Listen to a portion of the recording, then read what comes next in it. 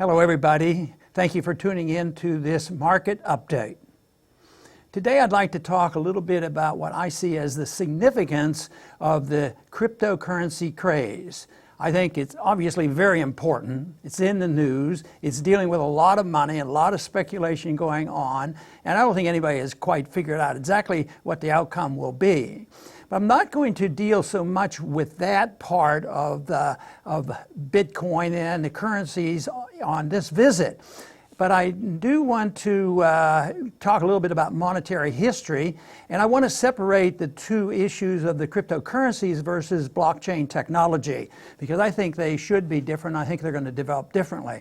But I don't want to get into that in detail. I want to talk a little bit about what is the significance of this? Why is it such a big deal? Is it just sort of an accident? Did the technology come along and say we're going to have new money and we're going to have these cryptocurrencies? Or what was the real motivation behind this? And I think we have to understand a little bit about monetary history to realize why blockchain technology has been so successful in getting the attention of people who are interested in an alternative monetary system. I have for years been a strong supporter of competition in currencies, introduced legislation for that purpose, and figured the market is a lot smarter than anything the government can do. And you know, in many ways, that is one of the problems that we have today, because the market is smarter. And money came from the market. It was when the government got involved, when the governments took over, passed legal tender laws, and all these regulations, then they developed central banking, that they really messed up what the market always required. But early on in history, people bartered, and it was very, very inefficient. And then probably 3,000 years ago or so, they started using something other than just gross bartering. They started to use an alternative, a substitute. And that substitute was picked early on, and it was picked by the people, and they picked gold and silver, the precious metals. They used other things, but they always used something to represent money.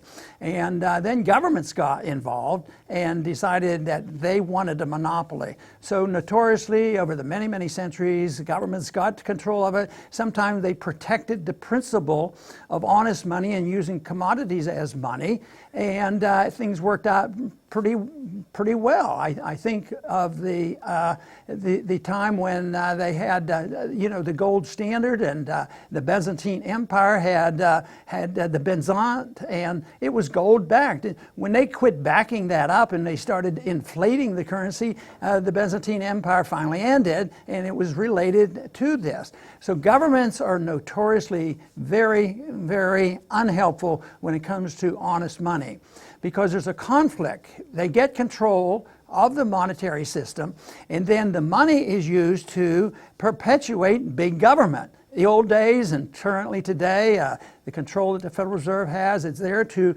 finance government and finance debt, finance special interests, finance the welfare system, until finally we reach a breaking point where the system doesn't work anymore because fiat money doesn't work. So people have thought about, well, what are we going to do? We have to have an alternative. And that's when I think people started thinking about the alternative and put this together, the technology, and talking about a cryptocurrency. And like I said, I'm not going to go into details on this visit, but that is equally important. But I think the point I would like to make is that governments really mess things up. You take the history of our currency, and very early on, our currency was silver as a commodity that backed up our dollar, and it was the Spanish mill dollar.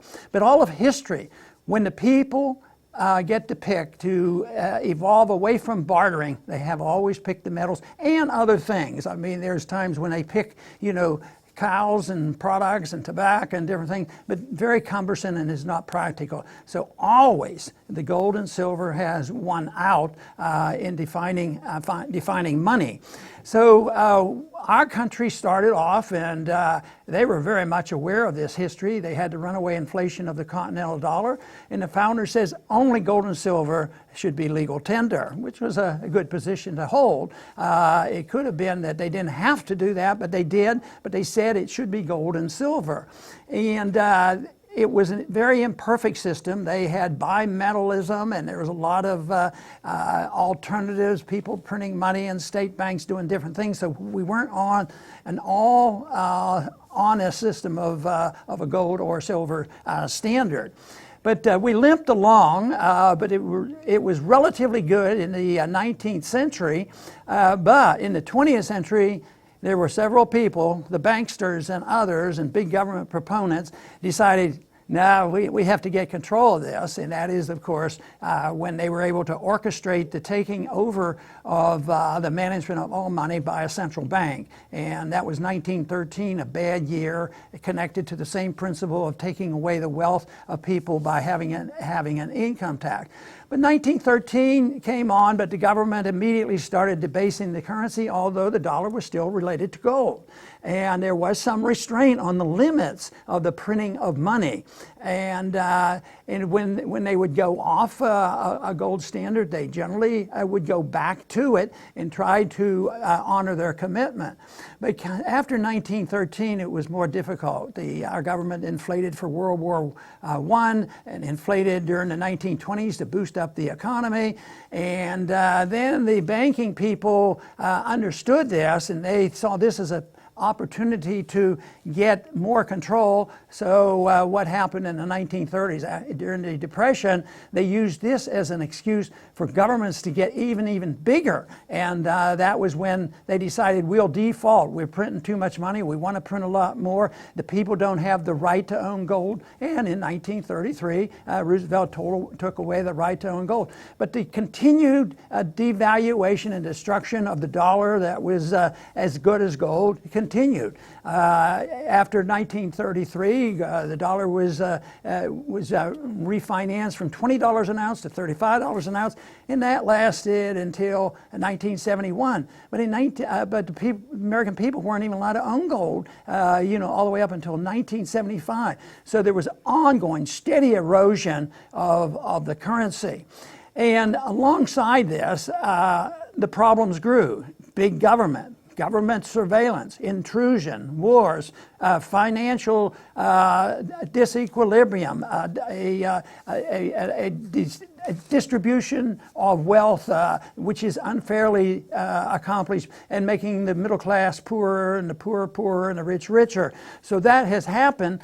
And even today, we're told that everything is rosy, the stock market is up, and don't worry, the government's going to take care of us. But there is handwriting on the wall that there is a lot of discontent. And the people know there is a problem. There's political turmoil in this country, and it has infiltrated into the social order. You have cultural Marxism going on. It's very, very unstable. And my point is that debt and big government eventually leads to this, where an honest currency like a gold standard will be destroyed. First they take legal tender laws, then they debase the currency, then they have more rules and regulations, and then they enhance government and big corporations and banks until the people get really, really upset. And that's where we are today. I think there's much more knowledge about the fragility, not only of our system, but the world financial system. I think people are very much aware of this. Otherwise, I don't think people would be all of a sudden be so interested in a new, fantastic cryptocurrency that's going to solve all our problems and pumping in billions of dollars as a solution. Now, my big concern will be that we have to realize how money came into being. And it's always been in the marketplace. It was never fiat. It was never declared by the government that we will be told that we are going to use paper money. Some people say that, paper cryptos or computerized cryptos are no different than the dollar. In one sense, that is true. They're fiat. But is fiat good? And automatically, well, fiat dollars, fiat currency by governments, is not good and always leads to trouble. But we live in an age where I think there's so many problems out there, and it's related to the currencies, and people are begging and pleading for something. And this has been offered up. A lot of people don't fully understand it. There's technology that is very, very interesting. It's going to be around for a long time, and that's blockchain technology.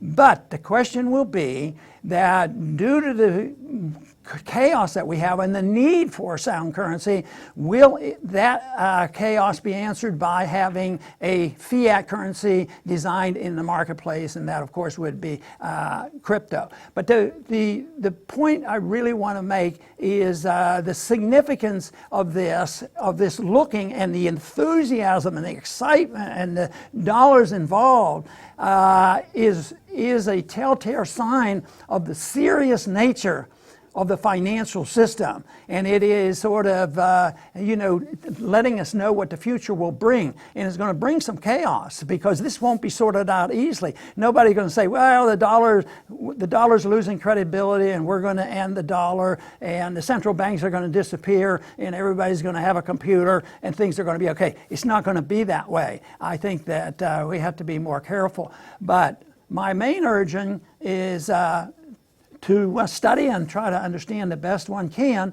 about where money came from, and it didn't come from government, and legal tender laws don't work, and declaration, just because somebody says it has value and untested in the marketplace, that's going to be a real challenge. But obviously we live in a new age, a different age, and the monetary system may evolve differently than what we've ever seen before.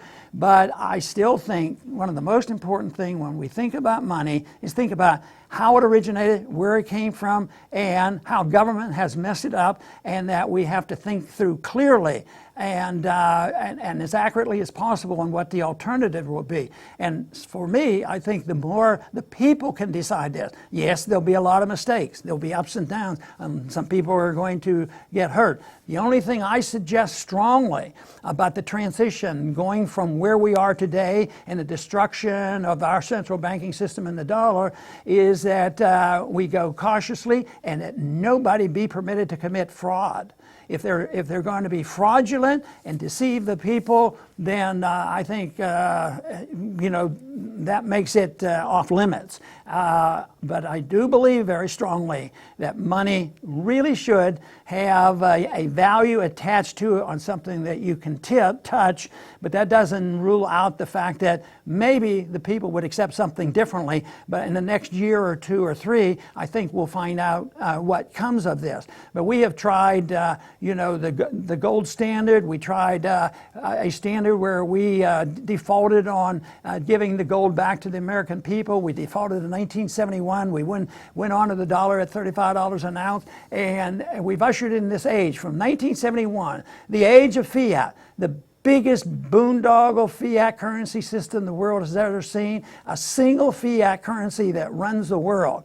That, I believe, is coming to an end, but I think that the solution to this is a little more complex, and I would still argue the case that ultimately money has to have something tangible, something you can touch, ultimately, although not on an everyday experience. During the gold standard, if you had a certificate, but the certificate was good because it was convertible, but it has to be convertible, it has to have a definition, and it has to be a measurement of value too. That will be a real challenge. So once again, I want to thank everybody for tuning in today on this update and my attempt to try to explain what I see as the significance of the cryptocurrency craze, because I think it's very significant, and the results will be coming out, in a systemic manner in the next few years, and we're going to be surprised. I find it interesting and fascinating, and a lot of other people are thinking about this, and I look forward to continuing trying to further understand it and do my best to explain it. I want to thank everybody for tuning in today to the Liberty Report. Please come back soon.